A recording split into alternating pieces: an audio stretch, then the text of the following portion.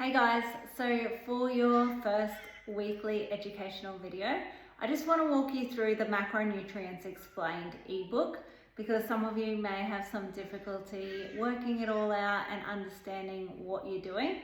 Obviously, I will help you if you want to be helped. You can send me your details and I can walk you through how to work it out. But it's really good to try and actually sit down and do it yourself, because then you have more of an understanding as to why you're eating, how many calories you're eating, what goes into each of that. So we're looking at the calories within your protein intake, but then how many grams of protein per day will go into those calories. And it's also important to choose the goals very specific to you and what you're wanting. Ideally, I always recommend, if you're wanting to lose body fat and be in a deficit, start at the very least deficit that you possibly can, because I am almost certain that most of you should see a big difference just being slightly under maintenance calories. And you may find it difficult to, some people find it difficult to eat that much in the beginning, but honestly, it's so worthwhile doing because you feel better, you've got more energy, you perform way better in the gym, which then in turn turns into your results that you want to see. Because yes, you can go through the motions every day in the gym, but when you actually put in as much effort as possible, that's where you see the big changes in body composition. So really have a look into this macro ebook to help you work out exactly how many macros you need. So first of all, what are macronutrients? They are our carbohydrates, fats, and protein. So these are the things that make up our foods. In 1 gram of protein, there is 4 calories. So for every gram, there's 4 calories. For every 1 gram of carbohydrate, there is also 4 calories.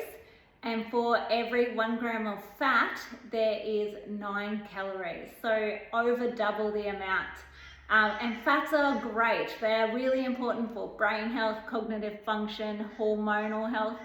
So I don't ever recommend really going on a low fat diet as such, but really prioritizing your protein intake and prioritizing having your carbohydrates, like the majority of them, pre and post training, because you will see really good results performance-wise for doing that, okay? So first of all, your first step in working out your calories and macros is to identify your activity levels. So you'll see on the front page here, there's your different types of levels and an explanation of each. So if you are below average, that's minimal exercise. So maybe 2 to 3 times a week, half an hour, 45 minutes. So that's below average. That's a normal activity, so just doing daily chores and errands and stuff like that. Then you've got your average activity level, which is doing 1 hour of exercise 4 to 5 times a week, plus your normal daily activities. Above average is 2 to 3 hours of exercise 4 to 5 times a week, plus your normal daily activity. And then extreme athlete is obviously extremely competitive athletes. So most of us tend to fall within that below average or average. So then you look at your calculation. So you'll see there's 2 numbers. So your below average calculation is your body weight in pounds times 12 or 14 calories. The higher number is for the men because they metabolically use more calories just to maintain, and girls or females are to choose the lower number. So if it's 12 to 14, if you're female, you're choosing 12. If it's 14 to 16 calories per pound of body weight, then you're choosing 14, not 16, all right? So for an example, a 77 kilo woman would weigh 170 pounds, okay? So our example is Marsha. She's a female who weighs 170 pounds. She has an office job, so quite sedentary. Not deliberately, but that's just her work. And so when you're sitting at a desk most of your day, you don't get a lot of steps in. So you're below average within your activity levels. However, she trains for up to 1 hour a day, 5 days a week already. So that does put her in that average activity levels. So to work out her baseline calories, this is the amount of calories she needs just to maintain her weight. You would go 170 pounds times 14, which equals 2,380 calories. So that's how many calories per day she can eat without having to worry that she would gain any weight at all. She would just stay the same and constant. So that's enough to maintain. Next, you would need to work out whether you want to gain weight or whether you want to lose weight. So if you're losing body fat, you do a 10 to 30% body deficit on those calories. If you're building mass, you're doing a 10 to 15% increase on those calories. And then obviously you just start with your baseline calories and go from there and adjust as you need. So say for example, you want to be losing body fat. I would highly recommend just starting at a 10% deficit. So you work out what 10% of your maintenance calories are and subtract that off of your maintenance calories. And that gives you your total daily intake calories that you should be consuming each day. So please only start with the 10% and just see how you respond. If it's been 2 weeks and nothing's changed, you can always adjust it. But the slower and steadier you go, the more likely you are to maintain. If you jump in doing a 30% deficit, you feel starving. At first you might feel fine and you're like, oh yeah, this is great, lots of food, yada yada. But eventually I can guarantee you will burn yourself out from not eating enough and under fueling, okay? Especially if you are training 4 to 5 times a week as well as being in a deficit, okay? And a lot of us actually want to build muscle mass at the same time as losing body fat. So the lower the deficit or the least percentage deficit that you can be in, the better, the more chance that you can actually grow and build your muscle, okay?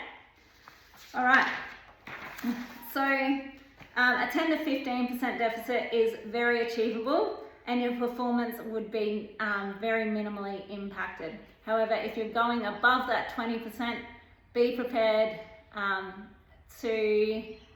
for it to be a bit of a struggle and very challenging, and it will definitely impact your performance in the gym and in training, whatever that might be, whether it's running, swimming, cycling, CrossFit, whatever.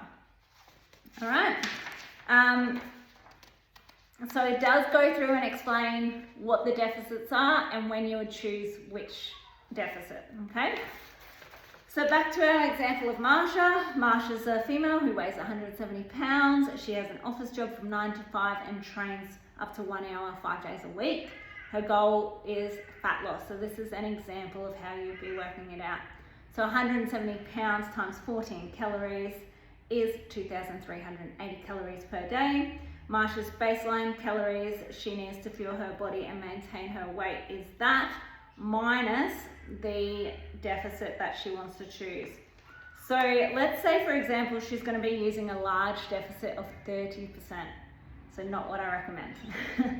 So 2,380 times 0.3 is 714. So we would need to subtract 714 from that 2,380 calories, which brings her to 1,666 calories per day.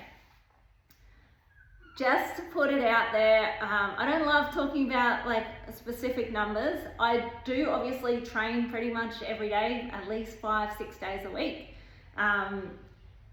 And so I'm eating around 2,000 calories per day, and that's kind of maintaining. If I drop it to 19, 18, then I start to lose body fat.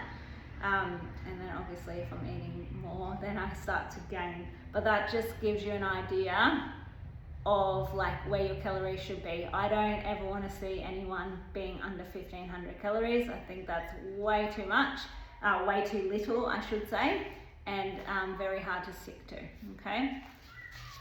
We want this to work for the long term, and yeah, I think the faster you lose weight, the more likely you are to put it back on not long after you've reached your goal, okay? So then we get to our macro breakdowns. Protein is the highest value one. So you really want to preserve as much muscle mass as you can, because the higher muscle mass you have, the more you burn at rest energy wise. So say for example there's 270 kilo women, one has a lot more muscle mass than the other. The one with the more muscle mass is going to burn a lot more fuel and calories per day, even if they were doing the exact same activities per day. The one with more muscle mass is going to burn more because it takes a lot more energy to maintain your muscle mass, and it is very good for your metabolism, okay? So the recommended amount of protein is 0.4 grams of protein per pound of body weight. That's just your bare minimum. If you're training every day or training multiple times a week, we want you to be having 0.7 to 1 gram per pound of body weight. So again, if you are 170 pounds, roughly you want 1 gram per pound, so that's 170 grams of protein that you want to be consuming each day. Please understand that when I say 170 grams of protein, that doesn't mean 170 grams of lean chicken breast. So it's not all protein in that one food. So you will need to have a look in your fitness tracker as to how much protein per item of food that you're consuming. So if you're an endurance athlete and you are training like long distance running, for example, you need 0.7 to 1.2 grams per pound of body weight. If you're doing strength and power, which we do some strength and power in the gym in our sessions here and in your programming, you want 0.9 to 1.3 grams per pound of body weight. If you're doing mixed sport, so this is where like the classes that we do, I would class that as mixed sport because it is some weightlifting, it is some cardiovascular work as well, all right? And some of us do sports on top of that.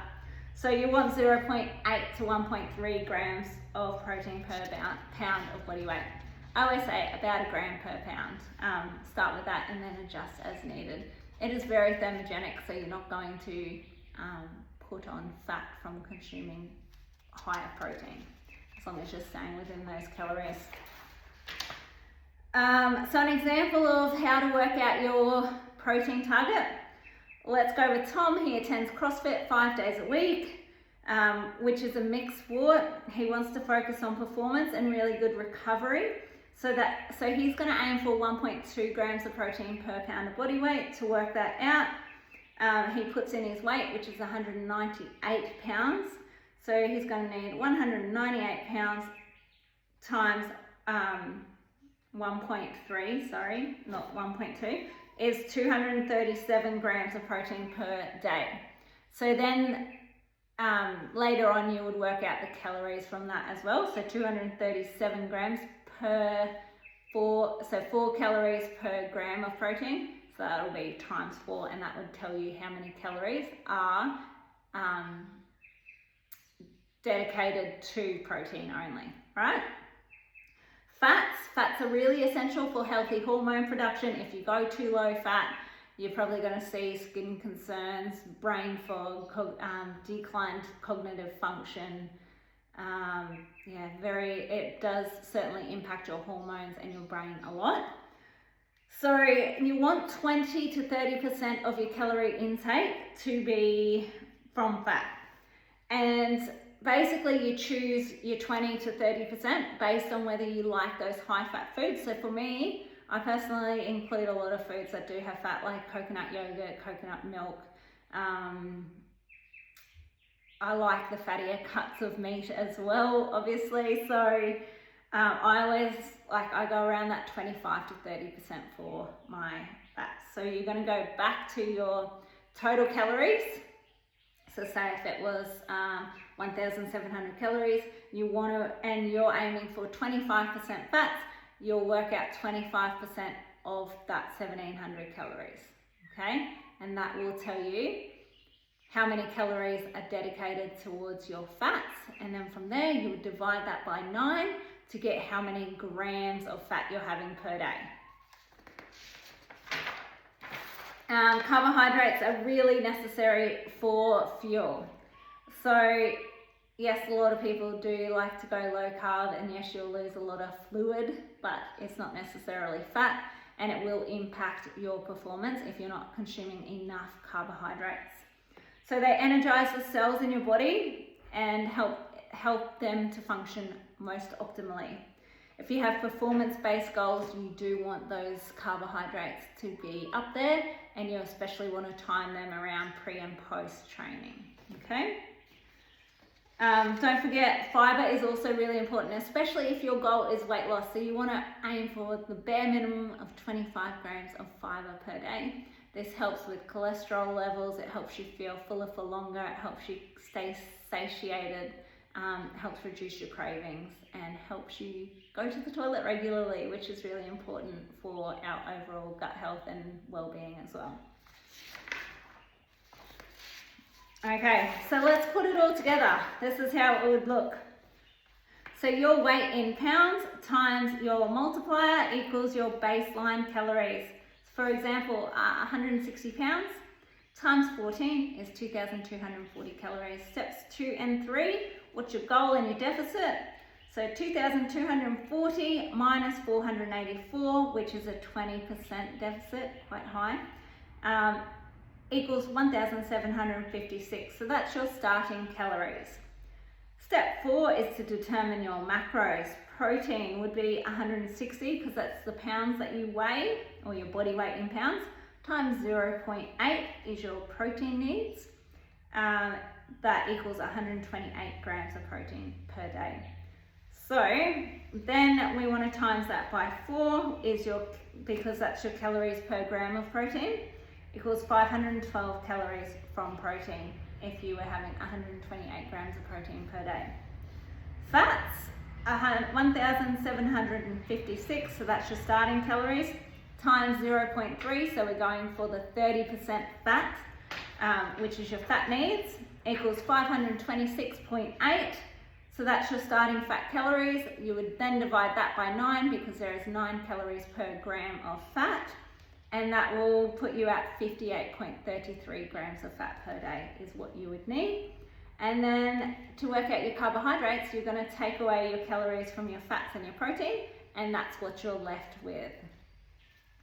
So 1,756, which is your starting calories, minus 512 minus 526.8, so they're your calories from fat and protein, equals 717.2. So that's the calories that you have left dedicated towards your carbohydrate intake. You'll then divide that by 4 because there is 4 calories per gram of carbohydrates, which leaves you with 179.3 grams of carbohydrates. So that's a really decent amount of carbohydrates to be consuming each day, and you will feel good for doing that. So that is it. And then at the end, it's got exactly how to work it all out. So this is, that's a really good way of working it out. Even if you just start from that back page, that second last page there, and work it all out on that worksheet. It's going to help you a lot.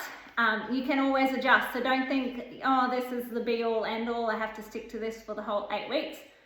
Have a look at how you're going after 2 weeks. Have you made any changes? Is your energy improved? Are you sleeping better? Are you craving less sweets? Are you performing well in the gym? So look at those few things, and that's going to tell you whether the calories and your macros are right for you. If there's no change at all and you feel lethargic, you're going to need to change those calories, and that's where I come in and can help you. So message me if it's been 2 weeks and you're like, nah, this isn't working, I need to try something else, and I will certainly help you work out what we need to do to optimize your health and well-being. All right, guys, I hope that helps. I know it's a lot of information to take in, but it's really cool to actually understand how it's all worked out, because knowledge is power, and the more knowledge we have, the more we can better make progress towards our goals, because we have that knowledge there behind us, knowing exactly why we're doing what we're doing and how to go about it. All right, have a great week. I hope that was very informative for you. All right, bye.